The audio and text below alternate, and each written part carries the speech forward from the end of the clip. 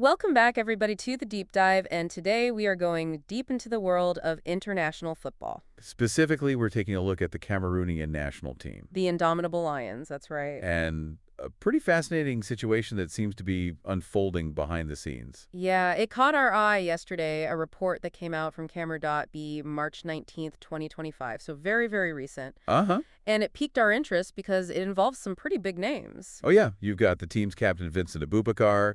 You've got the head coach, Marc, and then you Oh, bring in the president of Fecafood, Samuel Eto'o. huge name in the sport. Yeah, so this has all the makings of a really, really interesting deep dive. Absolutely. And it all starts with the Lions in South Africa right now, preparing for a match against Eswatini, a very important match. Right, and it seems like the drama is happening off the pitch as much as it might be happening on it. Well, that's the thing. This all revolves around what seems like a simple logistical decision, how to get the team from Johannesburg, where they arrived, to Nelspruit, which is where the match could be held about 300 kilometers. Right, a decent journey. Yeah, and so Eto'o, in his role as the president of Fecafood, reportedly issued a pretty clear directive. He wanted the team to spend the night in Johannesburg upon arrival for security reasons and for recovery, make sure everybody's well rested before this big game. Seems pretty standard, right? You would think so. It's all about, players' welfare and making sure everything is, in place for a good performance. Right, but this is where it gets interesting. Yeah, according to the report, both Captain Aboubakar and Coach Brys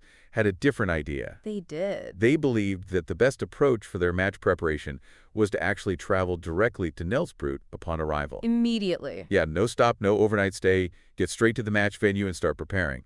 Interesting. So they felt that acclimating to the environment and getting settled in Nelspruit would outweigh those concerns about fatigue after travel. It appears so, and that's a fascinating decision, right? Because it seems to go directly against the Federation president's directive. Right, and that's what really makes this so intriguing, because on the surface, it's just travel logistics. Yeah, but it's clearly become something much bigger.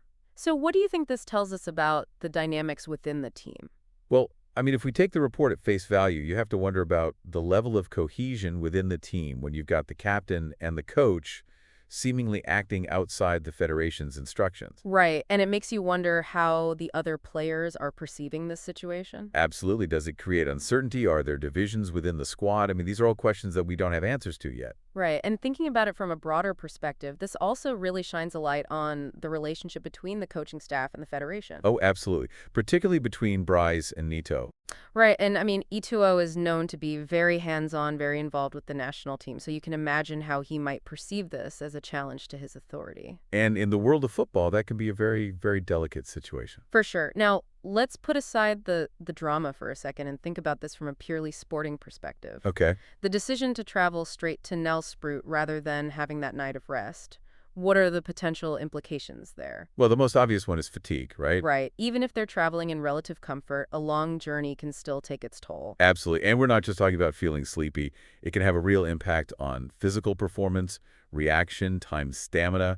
Those things can be crucial in a match. Absolutely. And there's a ton of research in sports science backing that up. Oh, yeah. It's not just anecdotal. We know that travel can affect athletes in measurable ways. Right. And beyond just the physical fatigue, you also have to think about the mental aspect of arriving in a new environment.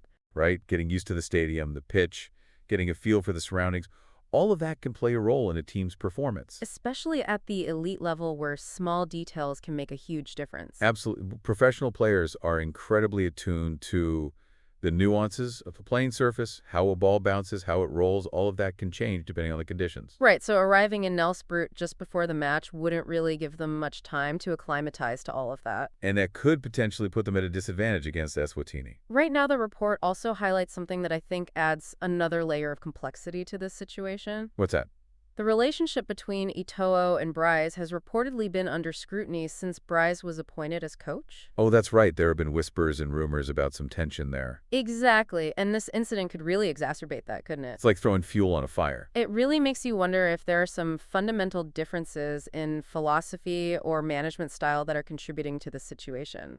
Right? Perhaps Brys and Aboubakar have a very specific approach to match preparation that they feel is non-negotiable, and Eto'o's directive clash with that. And when you have those kinds of clashes at the top, it can create a really unstable environment for the team. Absolutely. It can trickle down and affect the players, the staff, the whole atmosphere around the team. And the report mentions something else that I think is important to remember. Okay. Fecafoot has a history of facing complex situations. Right. This isn't necessarily an isolated incident. Exactly. We don't know the specifics, but it's important to keep in mind that national football federations often operate in very, very complicated environments. Politically, administratively, there's a lot going on behind the scenes. Right. And so this current situation with Eto'o, Brys, and Aboubakar might be part of a larger pattern or an ongoing dynamic within Fecafoot. It's all connected. So let's try to bring all of this together. What are the potential consequences of this situation? Well, on a team level, it could affect morale and cohesion, as we've discussed. Right. And then on a more structural level, it could really damage the relationship between the coach and the federation president. Right. And potentially even undermine Eto'o's authority within Cameroonian football. And from a purely sporting perspective, you have to question the wisdom of prioritizing immediate travel over rest and acclimatization. Right. Are they putting themselves at a disadvantage for this crucial match against Eswatini? It's a risk, and the potential consequences are there for everyone to see. And then looming over all of this is that pre-existing tension between Eto'o and Brys. This incident could really be a turning point. It's a fascinating case study in the dynamics of power and decision-making in international football. And it raises a really important question for our listeners. What's that? Where do you draw the line between the autonomy of the players and the coaching staff and the authority of the federation? That's the million-dollar question. How do you manage those boundaries, especially in a high-pressure environment like international football? Because at the end of the day, how these situations are handled internally can have a huge impact on a team's performance and their reputation on the world stage. It's a delicate balance. Absolutely. Well, that's all the time we have for today's deep dive, but this is a story we'll definitely be keeping an eye on, so stay tuned for any updates. And keep those questions in mind, because the answers might surprise you. Thanks for listening, everyone. We'll see you next time.